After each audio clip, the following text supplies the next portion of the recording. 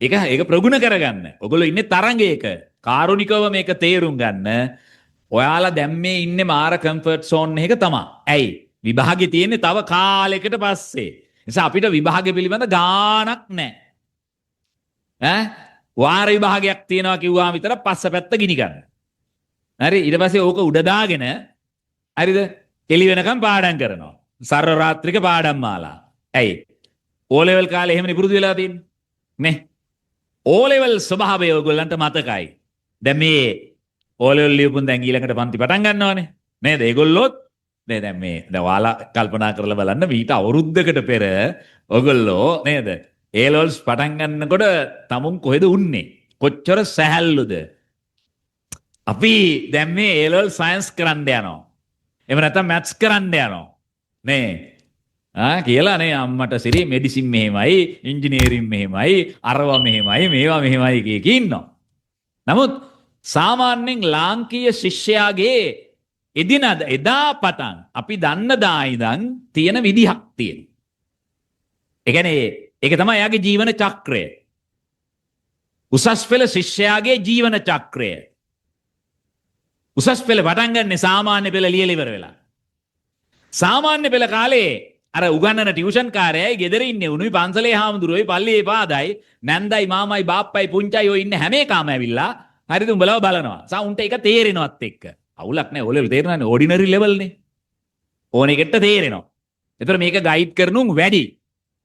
හරි. ඒතොර ටියුෂන් පන්තිවල එහෙම බය කරනවා. අම්මෝ ඕලෙවල් විභාගේ මෙහෙමයි. මාර අමාරුයි. මෙච්චර කරන්න ඕන. අච්චර කරන්න ඕනේ වගේ.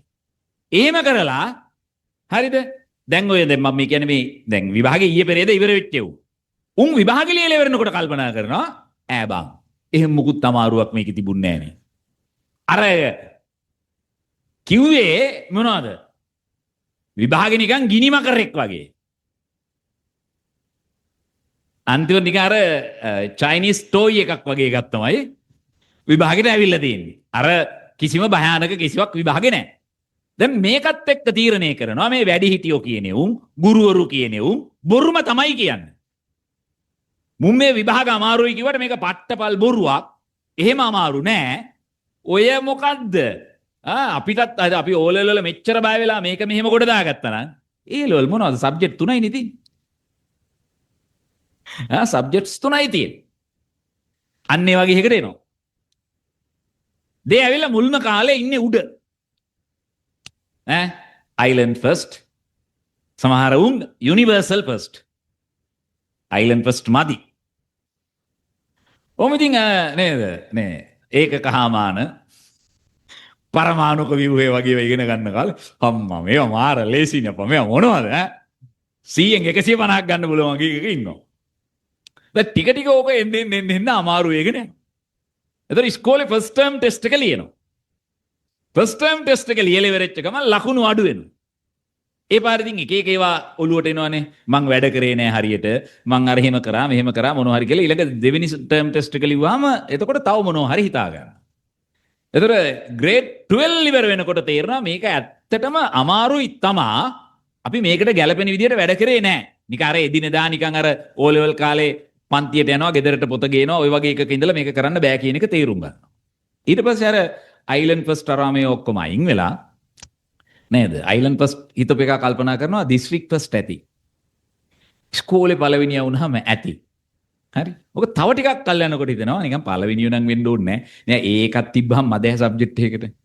ඒ තුනක් තිබ්බහම ඇති. තව ටිකක් යනකොට හිතෙනවා ඒ තුනක්ම වුණෙත් නෑනේ මෙඩිසින් යන්න. ඒ දෙකයි B එකක් තිබ්බත් ඇති. ඕක ඔහොම ටික ටික අඩු වෙනවා. B 3කට අඩු වෙලා C 3කට අඩු වෙලා හරි. විභාගේ කිට්ටු වෙනකොට ළමයා තීරණය කරනවා අවුලක් නැති විභාගේ පාස් වෙන එක තමයි හොඳ කියලා. හරිද? මේක S3ක් දාගෙන කොහොම හරි ගොඩ දාගෙන දෙවෙනි පාර නම් කරනවා මම ආයේ මුකුත් නැහැ ඇටි හැලෙන්න කියලා එකක් හදාගෙන විභාගේ ලියන්න ගන්න මොහොතේ කල්පනා කරනවා ඔය මොකක්වත් වැඩක් නැහැ සහභාගීත්වය තමයි වැදගත් කියලා. හරි. ඊට පස්සේ ඉතින් ඔහෙ ලියනවා. ඉවර වෙච්ච දවසේ ඉඳන් ඊළඟට රිවිෂන් යනවා. රිවිෂන් ගිහිල්ලා ඒ අවුරුද්දේ මොකද කරන්නේ? ආන් හොයාගන්නවා මෙච්චර කාලයක් නොකරපු ප්‍රශ්න ටික. දැන් ප්‍රශ්න කරලා මදි කියලා තේරිලා තියෙන ප්‍රශ්න ඔක්කොම ටික එකතු කරගන්න. ඒක සර් කරනවා බලාගෙන ඉන්නවා. ඒ කියන්නේ ක්‍රිකට් මැච් බලන්න යනවා වගේ ආන් යනවා පන්ති. සර්ට හදනවා සර්ට පුළුවන් වෙනවා කියලා ඒක බලලා එනවා ප්‍රේක්ෂකයෝ වගේ. ඒතර ඊට පස්සේ ඕකත් දැනගන්න. ඊට පස්සේ තර්ඩ් ෂයි එකේ තමයි හුඟක්කුන් තේරුම් ගන්නේ අඩේ මම තනියම කරන්න ඕන කියලා. ඉතින් තර්ඩ් ෂයි කරනු කීයක් ඉන්නවද ලංකාවේ තාමත්? මගේනේ ඔයාලට මම මේ කියන්නේ දැන් ඉඳන් අවදි වෙලා කරන වැඩේ හරියට කරන්න ඔයගලන්ට වෙලාව තියෙනවා. ඕන තරම් වෙලාව තියෙනවා. ඕන තරම් වෙලාව තියෙනවා. තව කල් ඇති වෙන්න තියෙනවා. නිසා එදා දවසේ වැඩ ටික එදා කරන්න. දැන් ඔබලට තියෙන ලොකු ප්‍රශ්නයක් තමයි දැන් අද දවසේ වැඩ ටික කරන්න ගන්නකොට මතක් වෙනවා හින්න තොගයක් නොකරපුවා. ඊට පස්සේ මේක පැත්තකින් තියලා නොකරපුවේ වැද ගන්න. ඊළඟට ඒකත් බෑ මේකත් බෑ. කවදාවත් උඹලට ඔය ඔක්කොම කම්ප්ලීට් කරන්න වෙන්නේ නැහැ. මං කියන්නද?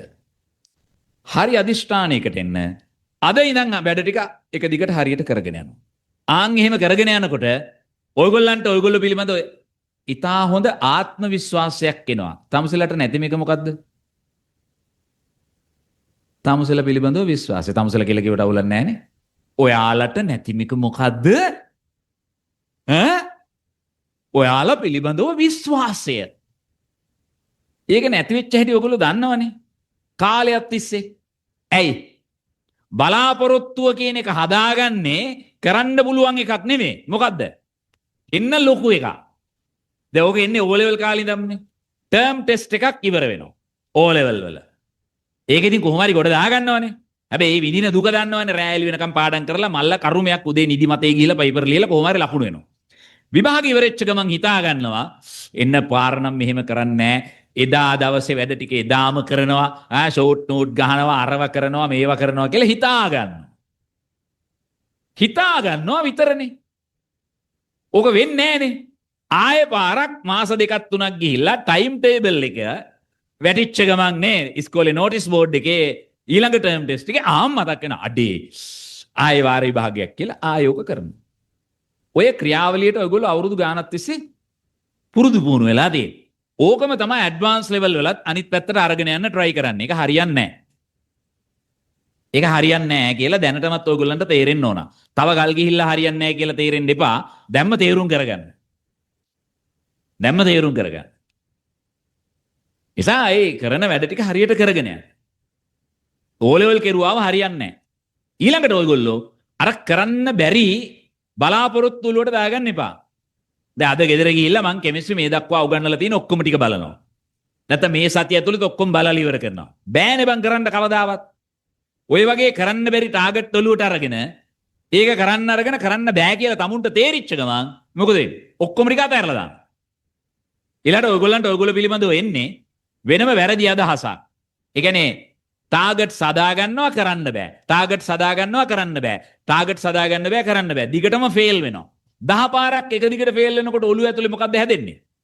මම නම් ජීවිතේට හිතන දෙයක් කරන එකෙක් නෙමෙයි.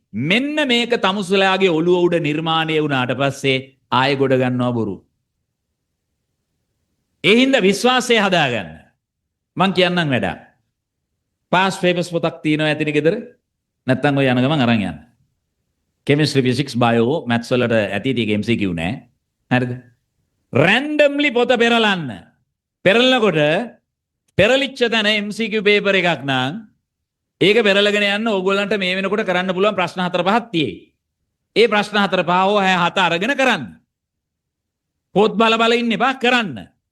කරලා ඉවර වෙලා උත්තර ටික ආපහු අනිත් පැත්තෙන් බලන්න. බලලා ඉවර වෙලා හරි ගියව තියෙනවනේ. ඇත්තටම දැනගෙන හරි ගියව හරි. කනා හරි ගියව හරි කියලා ගන්න එපා. ඊට පස්සේ වැරදිච්ච ටිකක් තියෙනවනේ. ප්‍රශ්න 5ක් කරොත් 2-3ක් හරියයි. 2-3ක් වැරදි. ඕකනේ වෙන්නේ. ඒ වැරදිච්ච 2-3 ඇයි වැරදුනේ කියලා පොත් පෙරලගෙන හොයන්න. මේක දවස ගානේ පුරුද්දක් විදිහට තියාගන්න.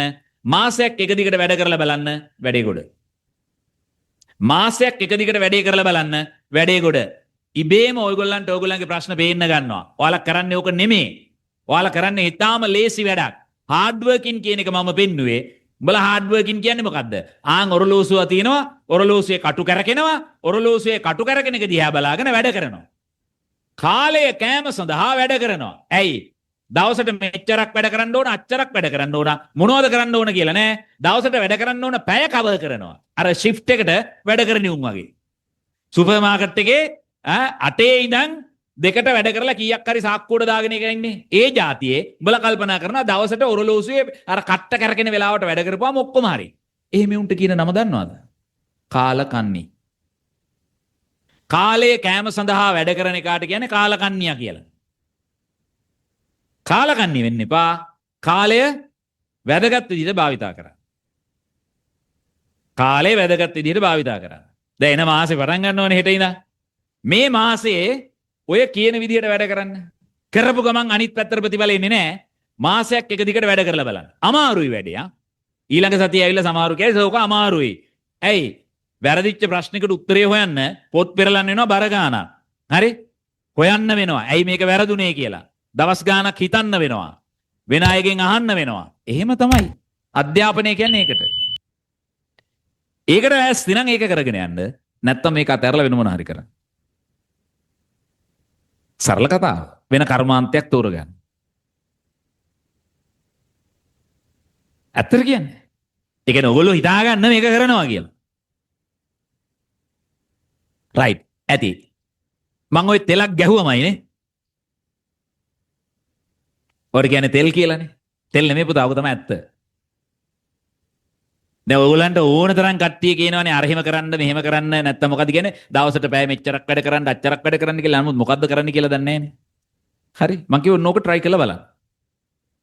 පාස් පේපර්ස් වලින් තරම් තියරි ආවරණය කරගන්න වෙන මොකකින්වත් බෑ. දැන් මේ ප්‍රශ්නේ බලන්න. හරියට ඩිස්කස් කරනකොට ඒක ඇතුලේ හරිද? ඕගොල්ලන්ට අවබෝධ වෙන කාරණා ගොඩක් තියෙනවා. ඒක තමයි අත්දැකීම කියන්නේ. ඒ අත්දැකීම තහවුරු වෙන්න ඕන. ආයේ හැලෙන්න බෑ. ඒකට නැවත නැවත ප්‍රශ්න කරන්න ඕන. රයිට්. එතකොට මේකේ